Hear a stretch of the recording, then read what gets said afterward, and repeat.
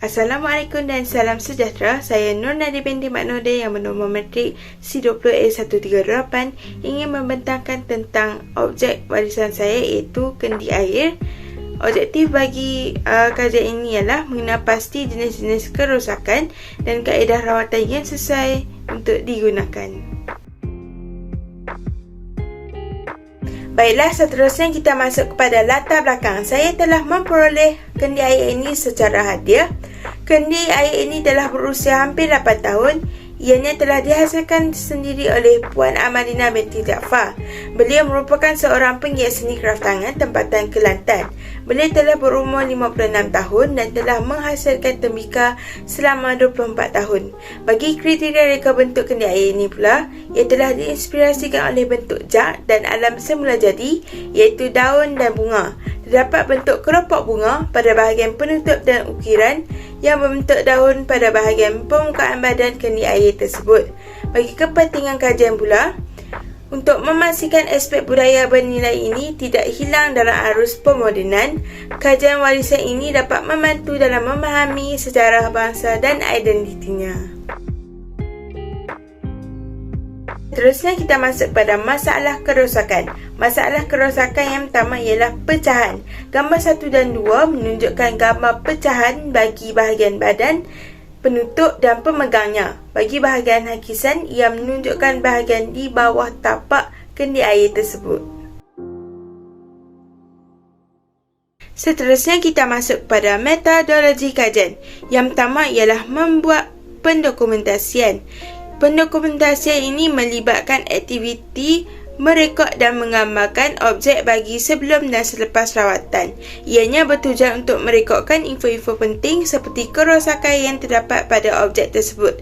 Alatan yang digunakan untuk mengambil gambar tersebut adalah kamera telefon pintar. Yang kedua ialah membuat analisis awal objek. Analisis awal objek ini merupakan langkah utama bagi menjalankan aktiviti rawatan pemeliharaan pada objek kendi air tersebut. Antara proses analisis awal pada objek ini ialah proses pengukuran dan proses timbang berat. Proses pengukuran ini dilakukan untuk mengukur dan mengetahui ukuran sebenar bagi panjang dan lebar objek kendi air tersebut. Bagi proses timbang berat pula, proses timbang berat ini dilakukan bagi mengumpul data berat bagi objek kendi air tersebut. Seterusnya adalah dengan melaksanakan rawatan konservasi. Antara rawatan konservasi yang dilakukan adalah pembersihan secara kering, pembersihan secara basah, proses pencantuman semula dan proses pewarnaan semula. Yang keempat adalah dengan membuat laporan mengenai hasil kajian objek. Ianya dapat memberi pemahaman kepada orang tentang hasil kajian yang telah dijalankan. Seterusnya kita masuk pada teknik rawatan dan alatan yang digunakan. Proses pertama adalah proses pembersihan secara kering. Alatan yang saya gunakan ialah berus kecil, berus besar lembut dan juga kain lembut. Yang kedua adalah proses pembersihan secara basah. Alatan yang saya gunakan adalah air suling, berus kecil dan juga berus besar lembut. Yang ketiga ialah saya telah membuat proses pencantuman semula. Saya telah menggunakan alatan berus, tanah liat dan juga air. Yang keempat adalah dengan pewarnaan semula. Saya telah menggunakan berus dan bahan warna campuran tanah liat earthenware. Seterusnya kita masuk pada analisis dan penemuan. Saya telah melaksanakan analisis kerosakan dengan menggunakan mikroskop digital. Hasil daripada analisis tersebut saya telah menjumpai 4 kesan, iaitu kesan pecah, kesan berlubang, kesan hitam dan kesan bintik-bintik hitam. Faktor kerosakan bagi kesan pecah dan kesan berlubang adalah disebabkan oleh suhu pembakaran yang terlalu rendah dan disebabkan oleh faktor penjagaan yang kurang baik. Kesan hitam dan kesan bintik-bintik hitam pula adalah disebabkan oleh permukaan objek tersebut yang telah ditindih dengan barangan lain semasa ianya disimpan. Seterusnya kita masuk pada sarangan penyelesaian. Sarangan penyelesaian daripada segi paparan adalah dengan melaksanakan kawalan pencahayaan. Kawalan pencahayaan ini sangat penting bagi mengelakkan kendi air tersebut daripada hakisan. Oleh itu, kendi air tersebut perlulah dipaparkan di kawasan yang sesuai dengannya dan ia dapat mengelakkan daripada terkena cahaya matahari atau sinaran matahari secara berlebihan. Yang kedua adalah dengan membuat kawalan suhu dan kelembapan. Dalam pada itu, kawalan suhu dan kelembapan juga turut memainkan peranan dalam memastikan kendi air tersebut dalam keadaan yang baik.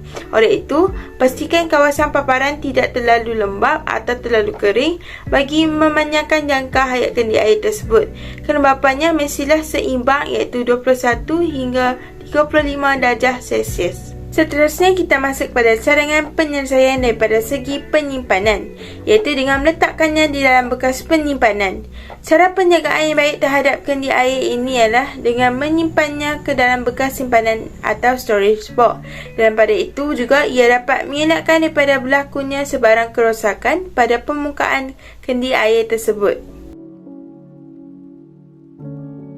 Akhir sekali kita masuk pada kesimpulan. Berdasarkan daripada kajian ini, konservasi telah dijalankan ke atas objek bagi memelihara dan menambah baik keadaan objek.